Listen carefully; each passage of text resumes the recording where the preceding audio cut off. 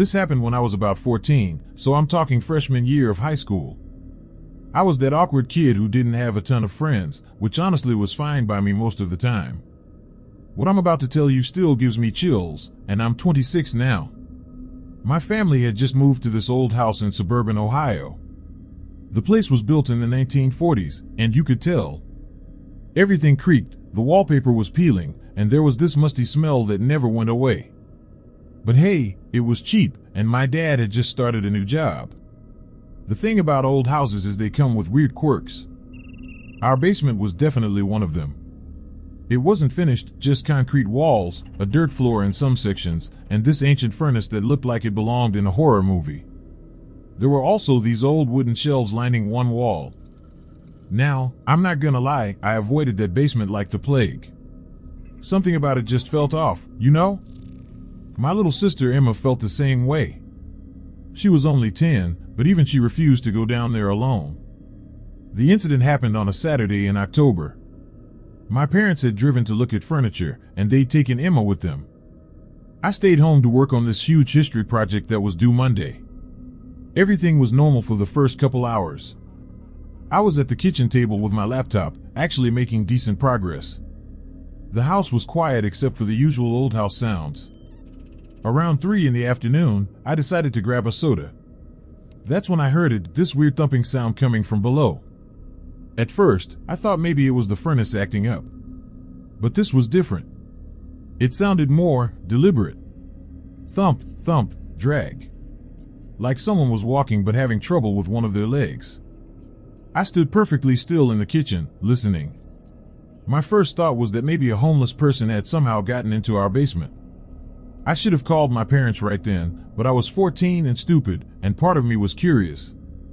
So I crept over to the basement door and pressed my ear against it. The sounds were definitely coming from down there. Thump, thump, drag. And then I heard something that made my blood run cold, the sound of our old wooden shelves creaking, like someone was going through them. I backed away from the door, my heart pounding. There was definitely someone in our basement. The basement had 2 entrances, the door I was standing next to, and these old cellar doors that led outside. A few weeks earlier, my dad had mentioned that the chain on those cellar doors looked rusty and needed replacing. But then he'd forgotten about it.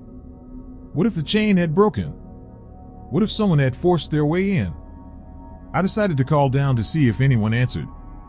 I know, not the smartest move. But I was thinking maybe they'd hear me and leave on their own. I opened the basement door just a crack. The smell that hit me was awful, like wet dirt and something rotten. Hello? I called down. Is someone down there? The sound stopped immediately. Complete silence. I waited about 30 seconds, then called again. I know you're down there. You need to leave right now, or I'm calling the police. Still nothing. But somehow, the silence was worse than the sounds had been. It felt like whoever was down there was listening, waiting. I was about to close the door when I heard footsteps.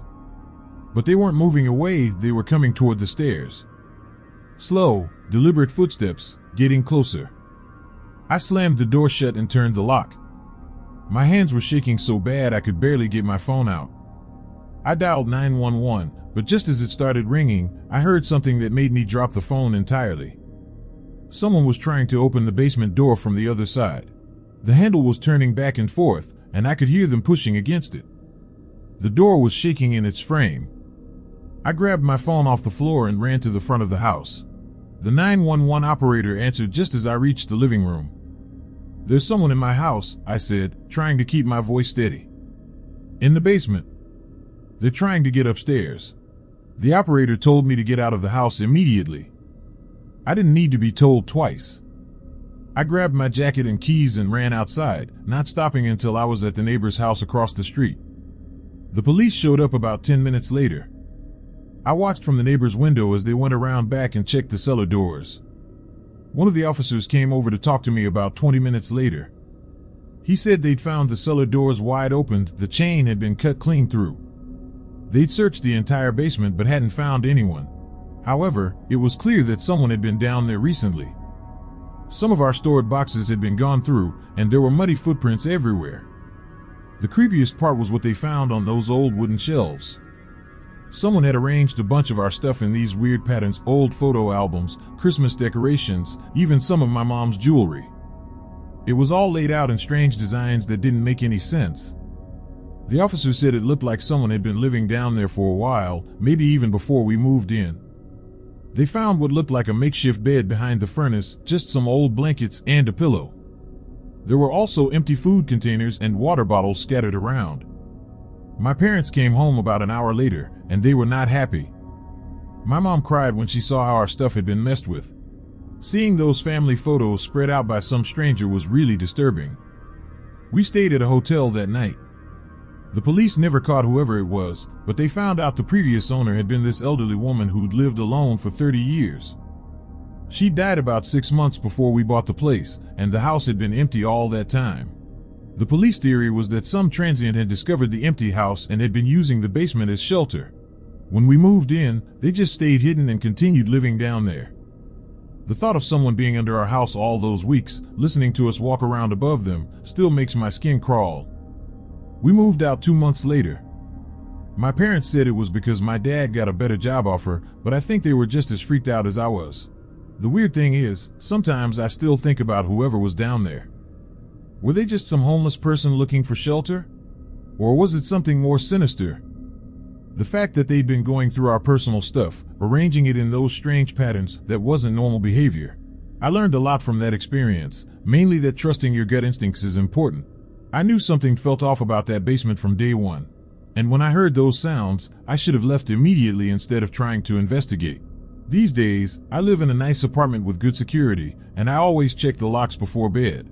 But sometimes, when I'm lying in the dark, I still think about those footsteps coming up the basement stairs, and I wonder what would have happened if I hadn't locked that door in time. I'm 25 years old, and I've always been the type of person who needs to get away from everything when life gets overwhelming.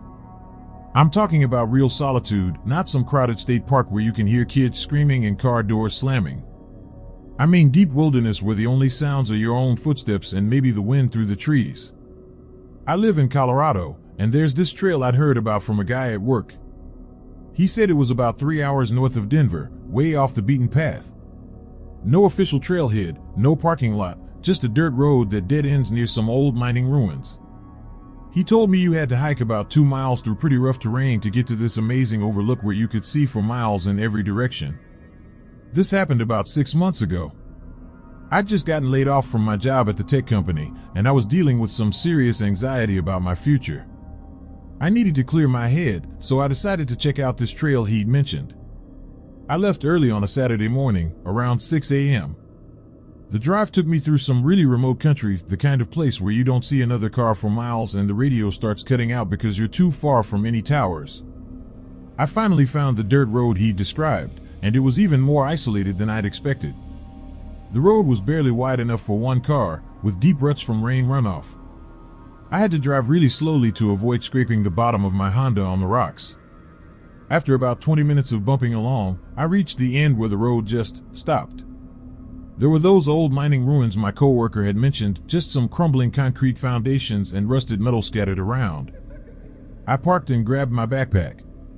The trail wasn't marked or anything, but I could see where other people had walked before. It started off easy enough, just winding through some pine trees, but after about a mile it got seriously steep. I'm in decent shape, but this was a real workout. About halfway to the overlook, I stopped to catch my breath and have some water. That's when I noticed something weird. There was this smell in the air, not like normal forest smells. It was sweet and rotten at the same time, like fruit that had gone bad. I figured maybe there was a dead animal nearby or something. I kept hiking, but the smell was getting stronger. And then I started hearing this buzzing sound. Not like insects, more mechanical, like a drone or something electronic. It would come and go, sometimes loud, sometimes so faint I thought I was imagining it. When I finally reached the overlook, the view was incredible. My coworker hadn't been exaggerating, you could see for probably 50 miles in every direction. Mountain peaks, valleys, forests stretching to the horizon. I found a good spot on some rocks and just sat there for a while, eating my lunch and trying to process everything that had been happening in my life. I'd been up there for maybe an hour when I heard voices. At first, I was relieved other hikers meant I wasn't completely alone in the middle of nowhere. But as the voices got closer, something about them seemed off. They were talking, but I couldn't make out any actual words. It was like they were speaking a different language, or maybe just mumbling. 3 guys emerged from the tree line about 50 yards away from me. They looked rough, like they'd been living outdoors for weeks. Their clothes were dirty and torn, their hair was greasy and unkempt, and they were all carrying these big military-style backpacks that looked way too heavy for a day hike. One of them spotted me and pointed in my direction. They started walking over, and I got this immediate gut feeling that something was wrong. The way they moved wasn't normal, kind of jerky and uncoordinated, like they were drunk or on something.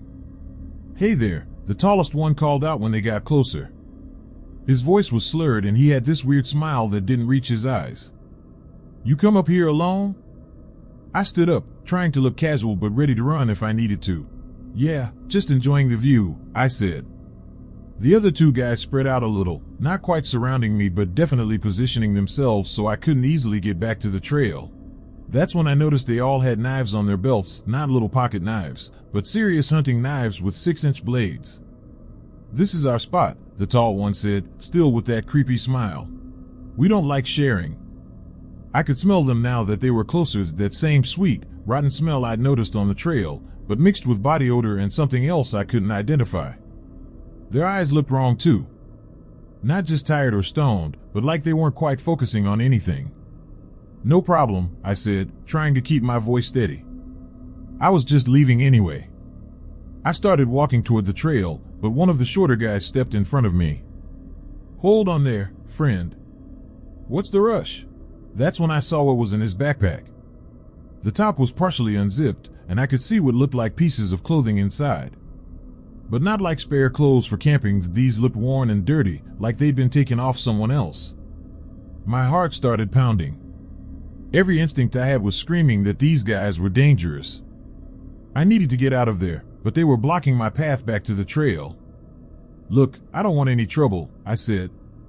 "I'm just going to head back to my car." The tall one laughed, but it wasn't a normal laugh. It was high-pitched and manic. "Car? What car? We didn't see any car down there." But I knew they were lying. They had to have seen my Honda. It was the only vehicle at the end of that dirt road, which meant they'd probably been watching me since I arrived. That's when the third guy, who hadn't said anything yet, pulled out his phone and started taking pictures of me. Not like tourist photos, he was being really deliberate about it, getting different angles, zooming in on my face. "Why are you taking pictures?" I asked. "Just for our records," the tall one said. "We like to keep track of who visits our spot." I realized I was in serious trouble. These weren't just weird hikers, something was very wrong with them. The smell, the clothes in the backpack, the way they were acting. I started thinking about all those missing person cases you hear about, people who go hiking alone and are never seen again. I made a decision. Instead of trying to push past them to get to the main trail, I turned and ran in the opposite direction, toward the steeper part of the overlook. I figured if I could get into the trees, maybe I could lose them and find another way down. "Hey," one of them yelled behind me.